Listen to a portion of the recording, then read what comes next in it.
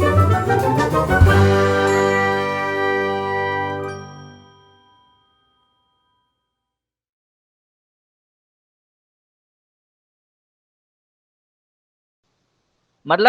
भाई how to decorate your home आप लिखना चाहते हो, मतलब आप एक आर्टिकल लिख रहे हो जिसमें आप हेडिंग डालोगे कि अपने घर को आप किस तरह सजाओगे। तो मैं आपसे कह रहा हूं आप ये मत लिखो किस तरह सजाओगे, क्यों, ये एक बहुत बड़ा लंबा टॉपिक है। आप उसको छोटा करके आप क्या करो, उस टॉपिक का नाम ये करो कि आप डेकोरेट तो करो होम को, बट एक कंट्री स्टाइल पे करो और एक सॉर्टिंग बजट पे। मतलब टॉपिक अब आपका ये हो जाए कि घर को कैसे सजाएं, मतलब एक कंट्री स्टाइल में घर को कैसे सजाएं, साथ ही साथ आपके पैसे भी बचेंगे। मतलब एक टॉपिक हम ये चॉइस कर लें अगर। थोड़ा हाँ थोड़ा समझ सर। में आया। हाँ सर, सर मतलब कंट्री स्टाइल मतलब? कंट्री स्टाइल मतलब हम जैसे इंडिया में रह रहे हैं अभी, ठीक है ना। तो हाँ इंडिया में जो घरों की बिल्डिंग्स की जो स्ट्रक्चर होता है वो डिफरेंट होता है अदर कंट्रीज से, है ना। हाँ हाँ लाइक अगर आप हाँ चाइना चले जाओ, ठीक है ना, तो बगल में नेपाल चले जाओ, तो नेपाल पे क्या होता है, वो जो एक झोपड़ी टाइप का स्ट्रक्चर होता है, हाँ है ना। तो लाइक वो क्या कहते हैं, अगर आप स्पेन चले जाओ तो स्पेन में पूरा घर वुडन का बनता है हाँ ना। तो आपने क्या किया भाई, अगर आप ये लिखोगे हाउ टू डेकोरेट, मतलब आप अगर नहीं लिख दिया कि भाई साहब घर को कैसे सजाएं, तो सजाने के तो बहुत सारे तरीके होते हैं घर को। लाइक इंडिया में ही हाँ हजारों तरीके मिल जाएंगे, जयपुरिया स्टाइल में, हैदराबादी स्टाइल में, लखनऊ स्टाइल में, मीन्स कल्चरल स्टाइल होता है ना, हाँ कि महाराष्ट्र में डिफरेंट तरीके से, गुजरात में डिफरेंट तरीके से। भाई इंडिया में ही बहुत है, कंट्री तो बहुत दूर की बात है यार, इंडिया में ही बहुत सारे स्टाइल्स मिल जाएंगे, है ना। हाँ सर। तो क्या हुआ कि मतलब हमने टॉपिक जो चॉइस किया था वो बहुत बड़ा था। क्यों, how to decorate your home एक बहुत बड़ा टॉपिक है, मतलब अपने घर को किस तरीके से सजाना एक टॉपिक। अब अगर आपने चॉइस किया, बहुत सारे तरीके होते हैं। बाहर से जिस तरह आप बहुत सारे वो क्या कहते हैं आर्टिफिशियल डेकोरेटिंग वाले सामान खरीद के ले आओ, उनको जगह जगह अपने घर पे रख लो, वुडन वर्क फर्नीचर बनवा लो, हैं नहीं तो एक नॉर्मल सा पेंट कराओ, एक बेड डालो, ये करो, नॉर्मल सा डेकोरेशन। तो क्या हो गया, बहुत बड़ा टॉपिक हमने क्या कर दिया कि एक सॉर्टिंग बजट में कंट्री स्टाइल में आप क्या करो, डेकोरेट करो। हमने क्या किया, अपने टॉपिक मतलब अपने आर्टिकल में हमें ये लिखना था how to decorate your home, तो हम ये क्या था, बड़ा टॉपिक था, हमने क्या किया उसको छोटा कर दिया। हाँ, मतलब कैटेगरी के अंदर कैटेगरी, ठीक है ना, वो कहलाया सॉर्टिंग योर टॉपिक, ठीक है ना। इससे क्या हो जाएगा, हाँ सर। अच्छा सॉर्टिंग करने से आखिर होगा क्या, बेनिफिट्स क्या होंगे आपको, है ना। बेनिफिट्स समझेंगे थोड़े हम, आखिर क्या होगा। पहला तो मोर स्पेसिफिक बन जाएगा, topic will be more specific, topic will become more specific.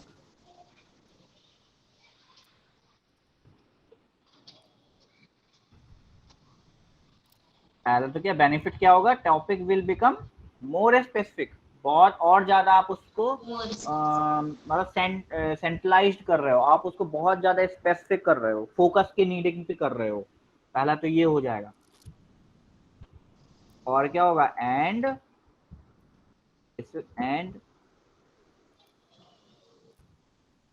easier to tackle।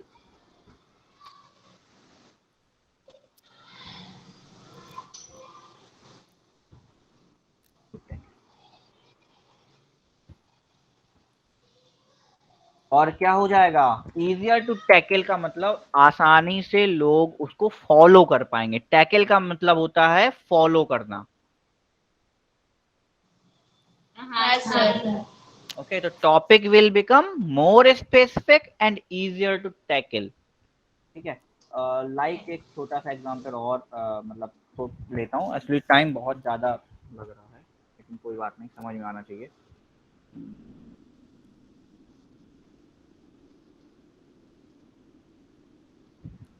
Like आपने लिखा हाउ टू कुक फूड, ये आपका बहुत बड़ा फूड हो गया, मतलब बहुत बड़ा टॉपिक हो गया। हमने चॉइस किया how to cook Rajasthani food. अब देखो क्या हुआ, पहला तो जो हमारा टॉपिक था वो मोर स्पेसिफिक बन गया, मतलब पहले तो केवल खाना बनाना था, अब कौन सा खाना है, राजस्थानी। राजस्थानी। तो पहले तो क्या हो गया, मोर स्पेसिफिक हो गया, ठीक। दूसरा इजियर टू टैकल का मतलब, भाई जब आप बोलोगे राजस्थानी फूड तो तुरंत दिमाग में आएगा अरे ये तो जो है बाटी चोखा और उसकी क्या कहलाता है यार वो, गट्टे की सब्जी जो फेमस चलती है ना, ये सब कुछ फेमस डिशेस हैं असल में राजस्थान की, है ना। तो तुरंत दिमाग में आ जाएगा कि अरे ये तो जो है इन सब चीजों की बातें कर रहा है, मतलब राजस्थानी नाम सुनते ही, राजस्थानी फूड का नाम सुनते ही आप उसको इजी से कैप्चर कर सकते हो, क्या कर सकते हो, इजी से कैप्चर कर सकते हो कि अरे हाँ ये तो बहुत क्या क्या इसके अंदर होगा, तुरंत आप पास समझ जाओगे। लेकिन अगर आप हाउ टू कुक फूड करोगे तो वो सोचता रहेगा अरे यार ये इंडियन फूड भी है कि साला फॉरेनर फूड है, या भाई गुजराती फूड है, या भाई यूपी का बता रहा है, या साउथ इंडियन बता रहा है, या नॉर्थ इंडियन बता रहा है। तो क्या हुआ, आपका जो टॉपिक है वो क्या हो गया, मोर स्पेसिफिक हो गया, ठीक है। तो हम मैंने आपको बताया सिलेक्ट योर टॉपिक, मेरे हिसाब से आपको समझ में आ गया होगा कि टॉपिक किस तरीके का चॉइस करना चाहिए। हाँ सर। आ गया ना समझ में। हाँ सर। ओके, तो अब नेक्स्ट चीज समझे फिर। हाँ सर। अच्छा एक चीज बहुत नोट लगा के लिख लो, चाहे एक चीज होती है जब आप ये आर्टिकल लिखते हो या ब्लॉग लिखते हो तो उसमें एक चीज होती है, don't hide, don't hide things, just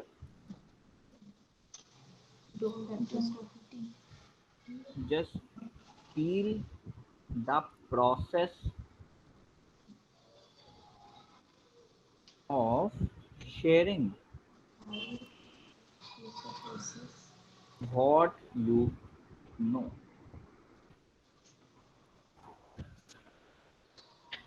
ये टॉपिक चॉइस करने में और उसके बारे में एक्सप्लेन करने के लिए बहुत, आर्टिकल जब लिख रहे हो इस चीज का आपको विशेष ध्यान रखना चाहिए मेरे हिसाब से।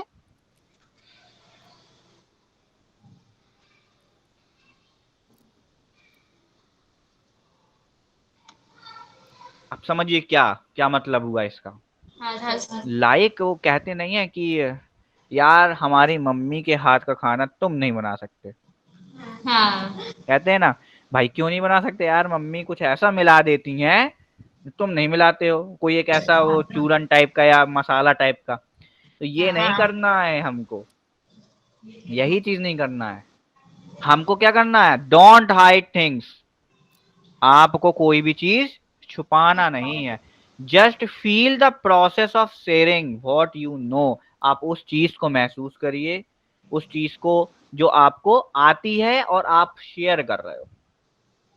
ये आर्टिकल और ब्लॉग लिखने में बहुत ज्यादा देखा जाता है कि भाई होता नहीं है इंसान, अरे यार मैंने अगर मैं लिख तो रहा हूँ आर्टिकल लेकिन मैंने अगर बता दिया तो मेरी वैल्यू खत्म हो जाएगी, मेरी तो वैल्यू वहीं से है। होता है ना कि मुझे ही आता है पूरे, मतलब इतना इतना बड़ा कंट्री है लेकिन मुझे ये चीज आती है, अगर मैं बता दूंगा तो भाई दूसरा भी जान जाएगा, तो वो चीज नहीं होनी चाहिए।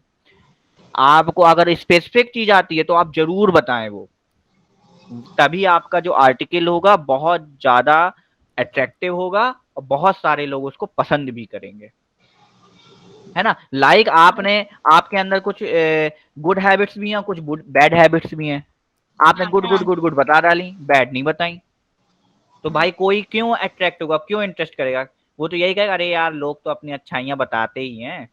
लेकिन अगर आप उसको क्या करो, बैड हैबिट्स भी बताओगे तो वो इंटरेस्ट करेगा, अरे हाँ इसकी बैड हैबिट्स भी थी फिर भी ये इतना सक्सेस हो गया, तो वो आपके आर्टिकल को इंटरेस्टफुल लेगा भी और अट्रैक्ट भी होगा उससे, ठीक है ना। ओके, जो सेकंड पॉइंट है, सेकंड पॉइंट समझिएगा, एक रफली एक लिख लो, मतलब अभी जहां लिख रहे हो कंटिन्यू वहां मत लिखना क्योंकि समय खत्म हो रहा है अपने पास। वो है एड्रेस योर ऑडियंस नीड। अलग जगह लिखना थोड़ा है ना, उधर नहीं लिखना वहाँ। हाँ थर्ड सर। पॉइंट होता है वो होता है रिसर्च।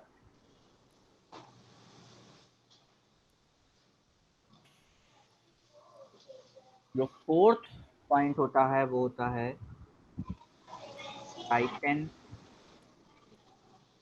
Your draft. फिफ्थ जो पॉइंट होता है वो होता है जो ऊपर ही पड़ा अभी, मेक इट स्पेसिफिक।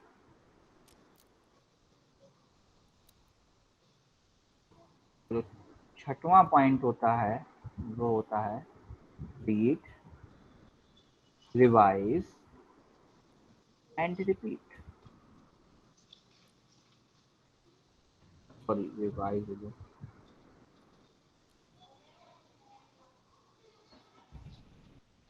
ओके, पहला तो मैंने आपको बहुत अच्छे से एक्सप्लेन कर दिया, ठीक है। हाँ लेकिन एक ही मतलब हेडिंग में पूरा दिन निकल रहा है।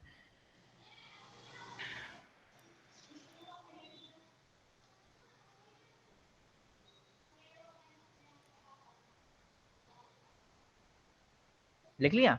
हाँ तो सर। थोड़ा सा भी बता दूंगा, कल फिर थोड़ा सा लिखवा भी दूंगा 3-4 लाइनें सबके बारे में। हाँ सर। ओके, इधर देखिए। अब तो पहला तो समझ में आ गया, क्योंकि ये बहुत मतलब इम्पोर्टेंट चीज है, सिलेक्ट योर टॉपिक, इसलिए मैंने इसको काफी लिखवा भी दिया। तो हाँ उसको अब जो दूसरा पॉइंट है, जब आर्टिकल लिखें तो वो फोकस करने लायक है क्या? Address your audience need. मतलब आर्टिकल जो लिख रहे हो वो उस पर होना चाहिए जो भाई साहब डिमांड है, जो हाँ पब्लिक की डिमांड है। आप ऐसी चीज पे लिख रहे हो, ऐसा आर्टिकल लिख रहे हो जिस पे कभी भी इंटरेस्ट आएगा ही नहीं। हाँ लाइक आप एक आर्टिकल चॉइस कर रहे हो, how to build a petrol engine. आप क्या चॉइस करो? पेट्रोल इंजन किस तरह बनाए, आप ये चॉइस करो। भाई पेट्रोल इंजन पे कोई इस समय फोकस करेगा? बताओ नहीं। नहीं, क्योंकि ऑलरेडी बना हुआ रखा हुआ है भाई, वो बना हाँ हुआ है कि नहीं है। हाँ और पेट्रोल ऑलरेडी इतना कॉस्टली होता जा रहा है, तो क्यों उस पे मतलब फोकस करेगा? अगर आप ये लो, टॉपिक लो, how to build a solar energy power system, तब उस पे इंटरेस्ट लेगा भाई। हाँ यार, सोलर एनर्जी है यार, जो है रिसाइकलर एनर्जी है, तो उस पे ऑडियंस क्या होगी? फोकस होगी। तो हाँ आपको, और लेकिन मैंने आपको 2 टॉपिक बताए, जिस तरह जैसे एक लिखना नहीं आप लोग, मैंने हाँ 2 टॉपिक दिए, जिसके लिए how to build petrol engine, और दूसरा लिया हाउ टू बिल्ड, अरे बिल्ड सोलर एनर्जी। ठीक है, अब देखना ध्यान से, अगर ये वाला जो टॉपिक है, अभी आप अगर इसको लॉन्च करो, अगर आप इसके बारे में लिखो, कोई पढ़ेगा? नहीं। अगर यही टॉपिक 100 साल पहले होता, तब पढ़ते। पढ़ता, क्योंकि उसको नीड थी उस समय। हाँ तो ऑडियंस की नीड भी हमको जाननी पड़ेगी।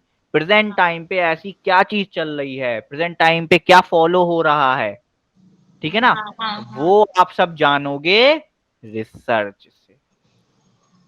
किससे? रिसर्च रिसर्च से। में। जब पढ़ोगे, जब ढूंढोगे, सर्च करोगे, घूमोगे, तब पता चलेगा हाँ भाई ऑडियंस को क्या चाहिए। तो वो हाँ सब चीजें आ जाती हैं रिसर्च के अंदर। जब हम कुछ ढूंढते हैं, सर्च करते हैं, जानते हैं, वो सब क्या है? रिसर्च।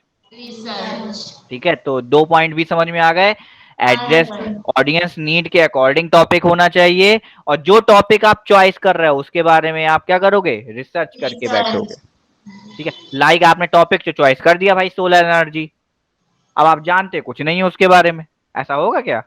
नहीं। नहीं। अगर टॉपिक चॉइस करो तो उसके बारे में रिसर्च भी करो।